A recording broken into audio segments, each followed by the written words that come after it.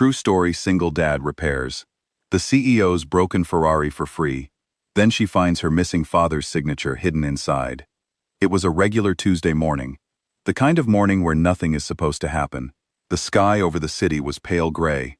Traffic was already building up, and people were rushing to get somewhere. Heads down, coffee in hand, totally wrapped up in their own world. That's when the red Ferrari stopped in the middle of the road. Not slowly, not carefully. It just died.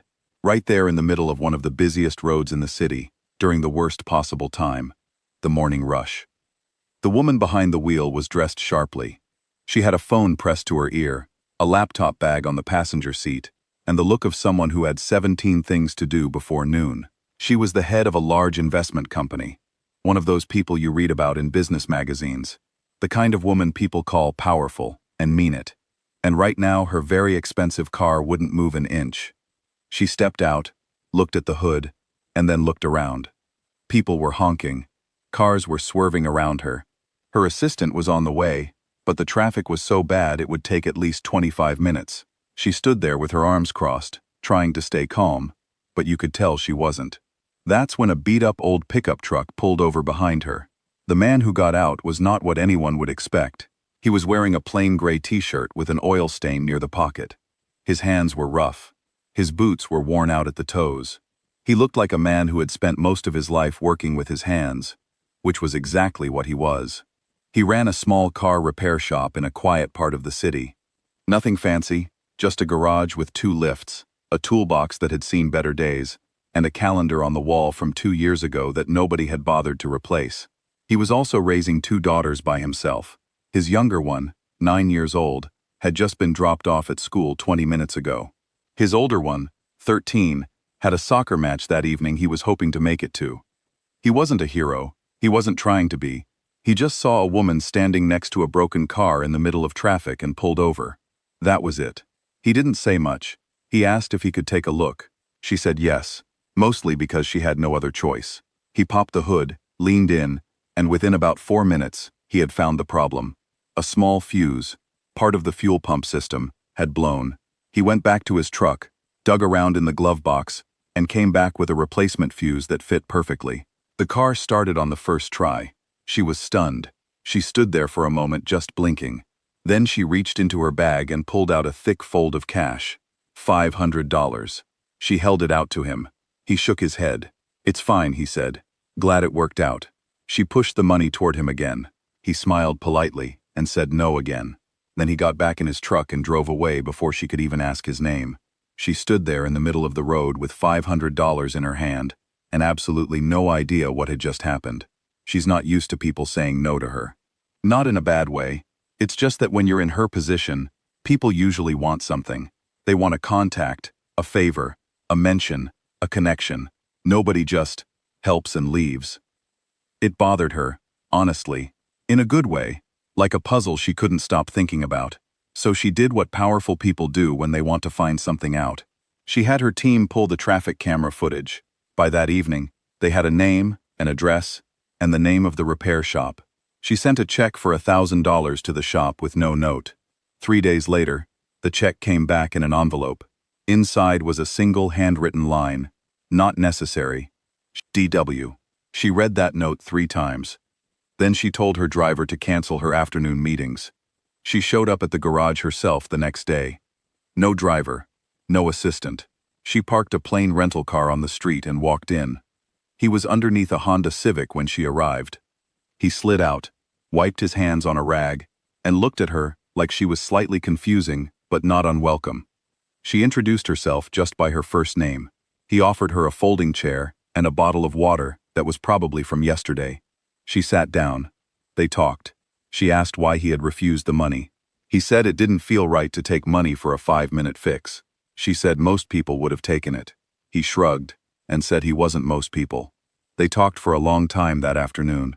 About the city, about the traffic, about his daughters, about running a small business when everything around you keeps getting more expensive. He didn't ask her anything about herself, not her job, not her company, nothing. She found that oddly refreshing. At some point, he mentioned that he'd towed her Ferrari into the shop just to do a proper check, wanted to make sure the fuel relay issue hadn't affected anything else. He showed her what he'd found, nothing serious, but then he pointed to something he'd noticed while he was under the dashboard area. On the underside of the steering column bracket, a small, metal part that most people would never look at in their entire lives, there was a marking, a signature, written in black marker, faded, but still there. He had photographed it because he thought it might be some kind of factory authentication mark. He pulled out his phone and showed her the picture. She went completely still. The signature said, RC, for my star, 2001. She stared at the photo for so long he thought something was wrong.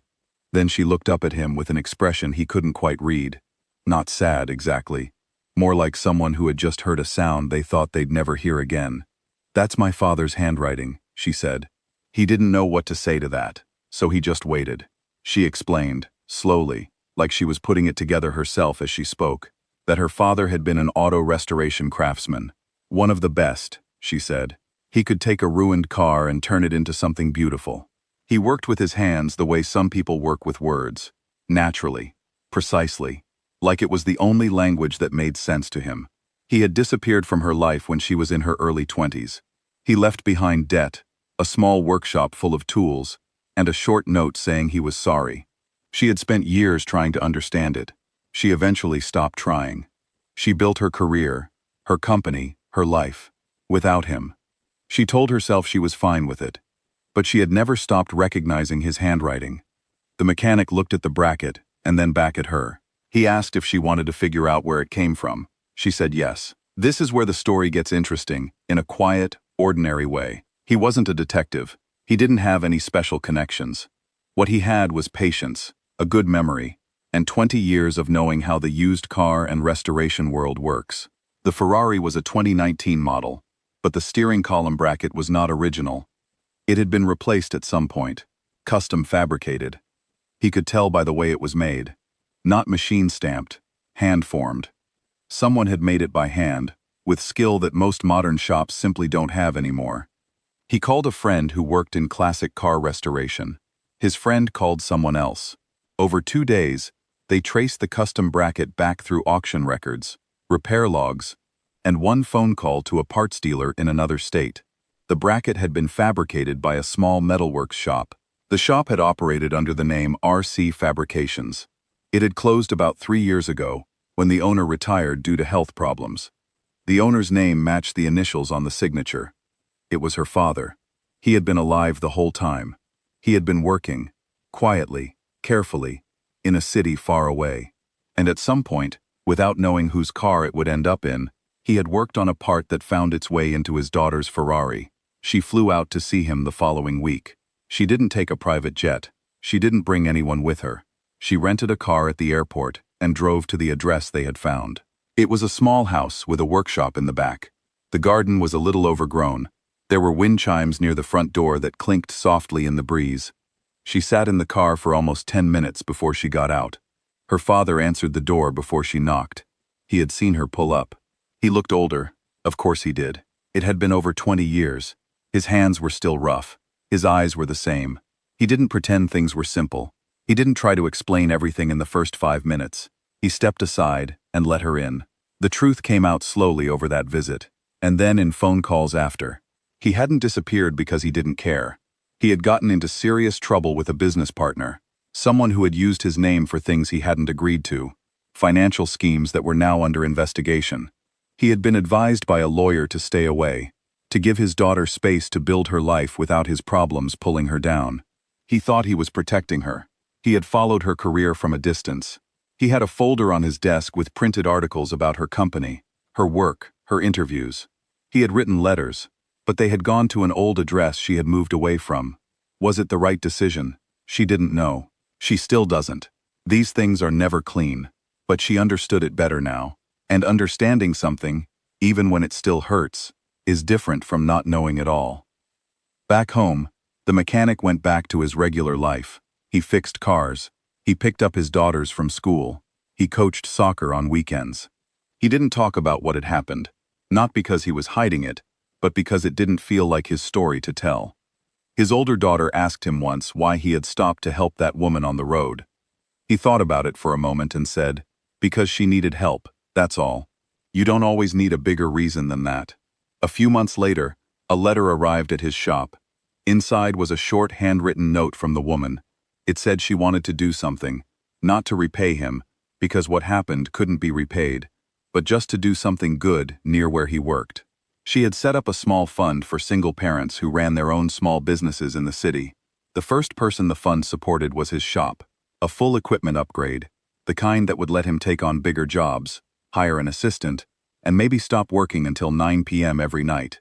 He called the number on the letter to say he couldn't accept it. She picked up on the second ring. "You already helped me," she said. "Let someone else help you." He was quiet for a moment. Then he said, "Okay." That's the whole story. No dramatic music, no big speeches. Just a man who pulled over, a woman who paid attention, a signature on a metal part that nobody was ever supposed to see, and a family that found its way back together. Because someone took 4 minutes out of their morning to help a stranger. The world is full of hidden signatures. Most of them, we never find. But sometimes, if someone is kind enough to look closely, they change everything.